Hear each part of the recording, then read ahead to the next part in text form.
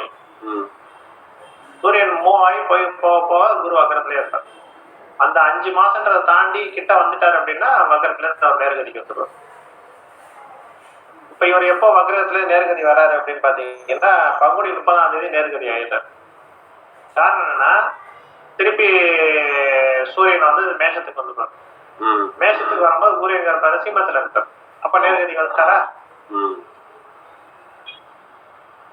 ஒரு இதெல்லாம் நம்ம வந்து நம்மகிட்ட பின்னாடி ஜாதகங்கள் வருது அப்படின்னா நம்ம வந்து இந்த சூட்சுமத்தை தெரிஞ்சுக்கணும்.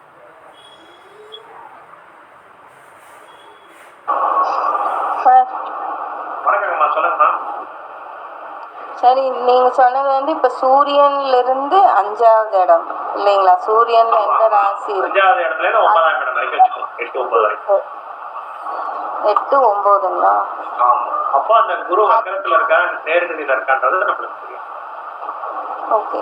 அப்ப ஒரு கிரகம் வந்து இன்னொரு கிரகம் முந்தும் போது வக்ரம் அடையும் சொல்றீங்கல்ல, அப்ப முந்திர கிரகம் தான் வக்ரம் அடையும் இல்லைங்களா? முந்திர கிரகம் வக்கரம் அடையும். அப்ப வந்து அந்த சூரியனுக்கு அதுக்கு எவ்வளவு டிஸ்டன்ஸ் இருக்குன்னு பாக்கணும். அந்த டிஸ்டன்ஸ் தான் வக்ரமா?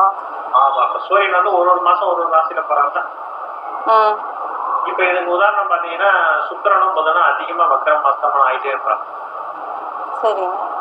ஏன் புதனும் சுக்கிரனும் அதிகமா வக்கர அஸ்தமனம் ஆகுறாங்கன்னா சூரியனும் புதனும் சேர்ந்தே தான் போயிட்டு இருப்பாங்க. அப்போ இதை நீங்க உதாரணத்துக்கு சொல்லணும், அந்த பஞ்சாங்கத்தை எடுத்து பாருங்க. புதனை கொட்டி பாருங்க, எவ்வளோ கிட்டத்தட்ட ஒரு 4 லைன் வரும் பாருங்க.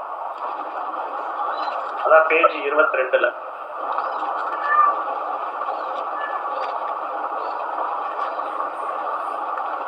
நிறைய அஸ்தமனம் இருக்கும், நிறைய வக்கரம் இருக்கும், நிறைய இருக்கும். இது காரணம் என்னன்னா சூரியன் புதனும் சேர்ந்தே போயிட்டு இருக்கிறதுனால அந்த அஸ்தமனம் வக்கரம் ஆகிட்டே இருப்பாங்க.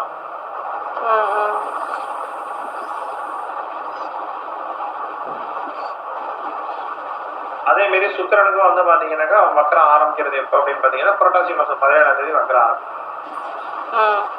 அப்ப அவர் வந்து எங்க இருக்கிறாருன்னா சுவாதி நட்சத்திரம்.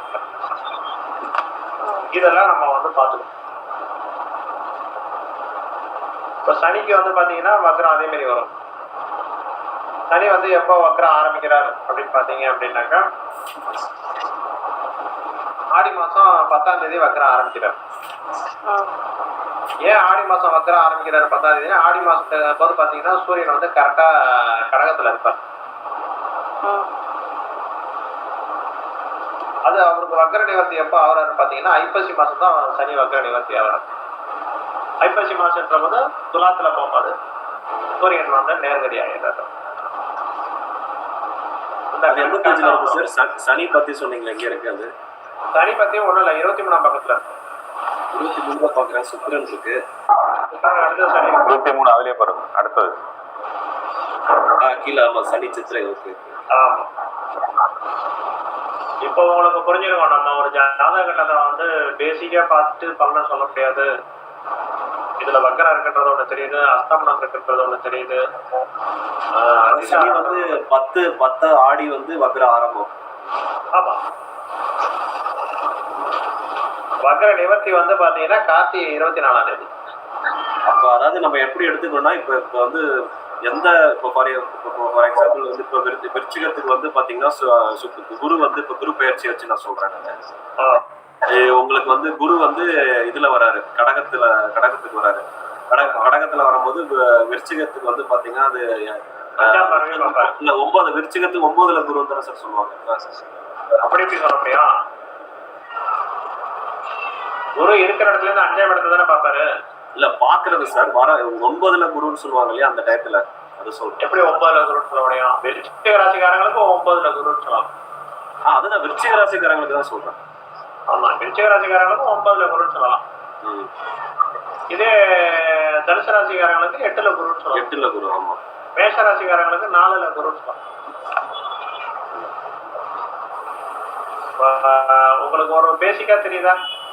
அதாவது ஒரு அதிசாரத்துல எப்படி போகுது, பார்வைகள்ல எப்படி இருக்கு, அஸ்தமன கதியில என்ன ஆகுறாரு, வக்ரம் எப்படி ஆகுறாரு. சரி, வக்ரம்ன்ற போது நீங்க எப்படி பலன் பார்ப்பீங்க?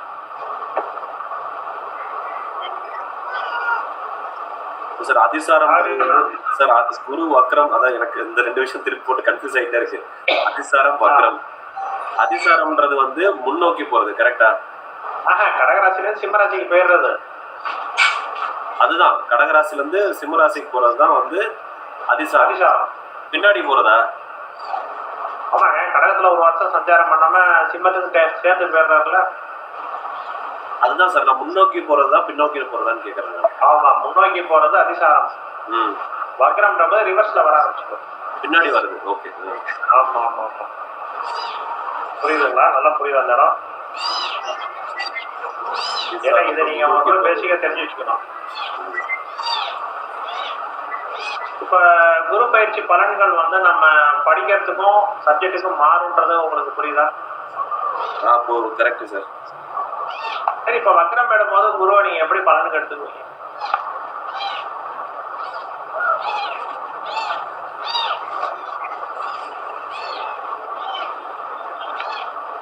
அந்த கீதாமா ஒரு சவுண்ட் வந்துட்டு இருக்குமா, மீட் பண்ணுங்கம்மா.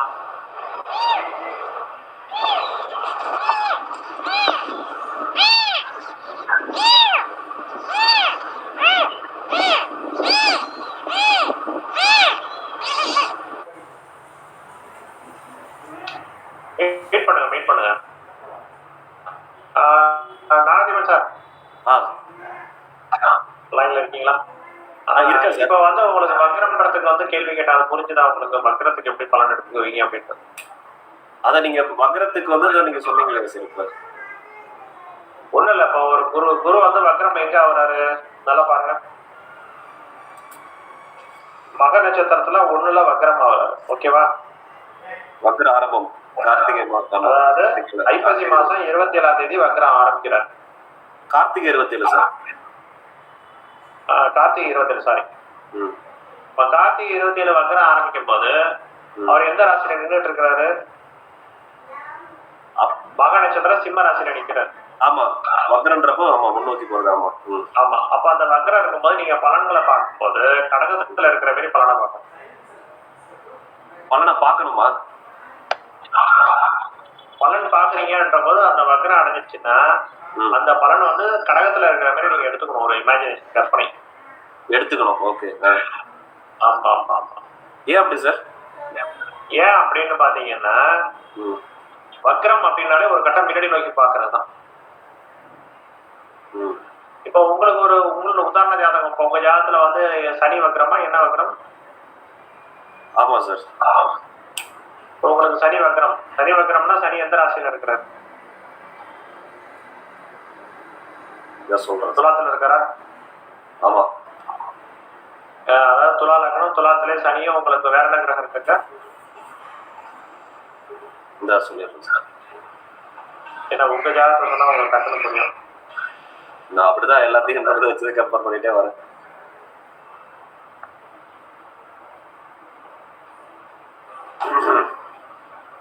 ஆமா சார், சனி கேது லக்னம். இப்ப சனி கேது இருக்கிறாரு அப்படின்றப்ப நீங்க என்ன பண்ணுவீங்கன்னா, சனி வந்து வக்கரத்துல இருக்கிற போது ஆட்டோமேட்டிக்கா அது வந்து நீங்க துலாத்துல இருக்கிற மாதிரி தான் பார்க்கணும். சனி இல்ல சனி வக்ரம் கிடையாது சார். சனி வக்ரம் கிடையாது, குரு தான் வக்ரம். என்ன வக்ரம்? குரு வக்ரமா? குரு எங்க இருக்கிறாரு? குரு வந்து லக்னத்துல இருந்து 1 2 3 4 4னா உங்களுக்கு இதுல இருக்காரு, மகரத்துல இருக்காரு. சரி, மகரத்துல மகரம் தான். மகரத்துல இருக்காருன்னா இப்ப உங்களுக்கு ஜாதகத்துல வந்து குரு நீசனே சொல்ல முடியாது. புரியுதுங்களா? அந்த குரு மகரத்துல இருக்கிற மாதிரி எல்லாம் கணக்கு கிடையாது. நீங்க இதுல எடுத்துக்கிற மாதிரி தான் வச்சுக்கணும், அதாவது தனுசுல இருக்கிற மாதிரி தான் வச்சுக்கணும். அப்படிங்களா? பட் இதுல அப்படிதான் எழுதியிருக்கு. மகரத்துல குரு வக்ரம் பெற்றிருக்கிறதே ஒரு கட்டம் முன்னாடி வச்சு பார்க்கணும்னு சொன்ன ஞாபகம் இருக்கு. அப்ப நம்ம தனுசுல தான் பார்க்கணும். அப்ப நீங்க எங்க அப்ப அந்த தனுசுல வச்சு பார்க்கும்போது தனுசுல 5ஆம் பார்வை எங்க பாக்குறாருன்னா மேஷத்தை பார்ப்பாரு. ஆமா, தனுசுல இருந்து 5ஆம் பார்வை 1 2 3 4. 7ஆம் பார்வை எங்க பார்ப்பாருன்னா மிதுனத்தை பார்ப்பாரு. மிதுனம். ஆமா. 9ஆம் பார்வை எங்க பார்ப்பாருன்னா சிம்மத்தை பார்ப்பாரு. இப்ப நீங்க மகரத்துல வச்சு நீசம் அப்படின்னு பாத்தீங்கன்னா உங்களோட படிப்புக்கும் உங்களோட சூழ்நிலைகள் வளர்ச்சிக்கு எல்லாமே எதிர்மறையா இருக்கும். இப்ப 4ஆம் இடம் நம்ம என்ன சொன்னோம்? உயர்கல்வி ஸ்தானம்னு சொன்னோம். ஆமா. 4ஆம் இடம் உயர்கல்வி ஸ்தானம்னு சொல்லக்கூடிய இடத்துல போய் குரு வக்ரம் பெற்ற நீசம் அடிச்சுட்டா நீங்க படிச்சிருக்கவே முடியாது.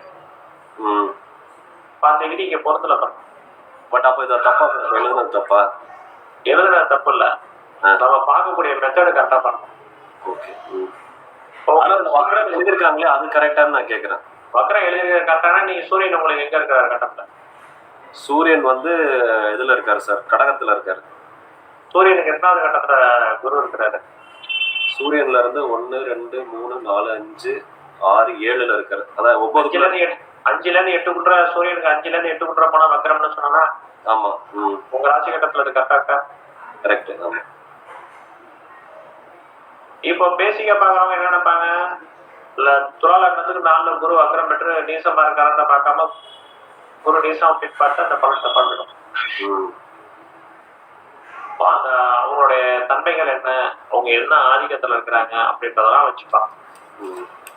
ஆனா 5ல இருந்து குரு சூரியன், அதாவது சூரியன்ல இருந்து 5 8 9 வரைக்கும் எந்த கிரகம் நின்னாலும் அது வந்து வக்ரம் பெற்ற கிரகம். அது வக்ரமா எடுத்துக்கணும். அது 1 2 3 4 எல்லாம் கிடையாது. கரெக்டா? அது 1 2 3 நாள்லாம் எது வரும் அப்படின்னு பாத்தீங்கன்னா புதன் சுக்கிரன்லாம் வந்துடும். ஓகே. ஏன்னா ரெண்டுமே கிட்ட கிட்ட தான் வந்துடும். ஆமா, அது கரெக்ட் தான்.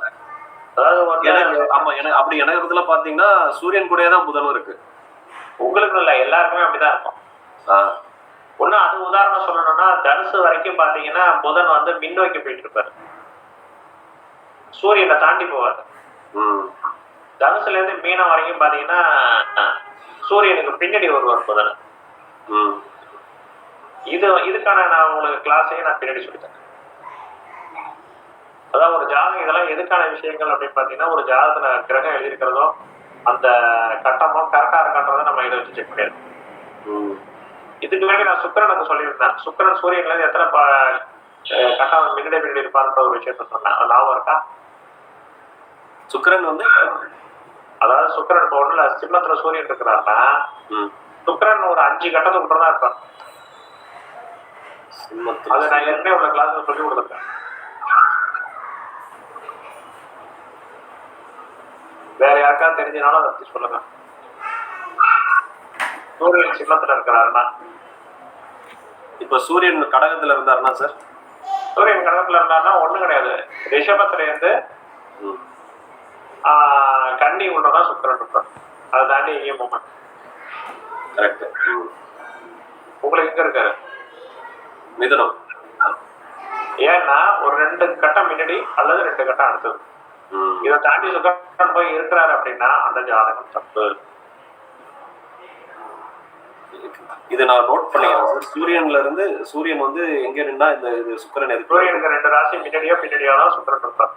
ஓகே. சூரியனுக்கு ஒரு ராசி முன்னாடியோ பின்னாடியோ தான் புதன் இருப்பார்.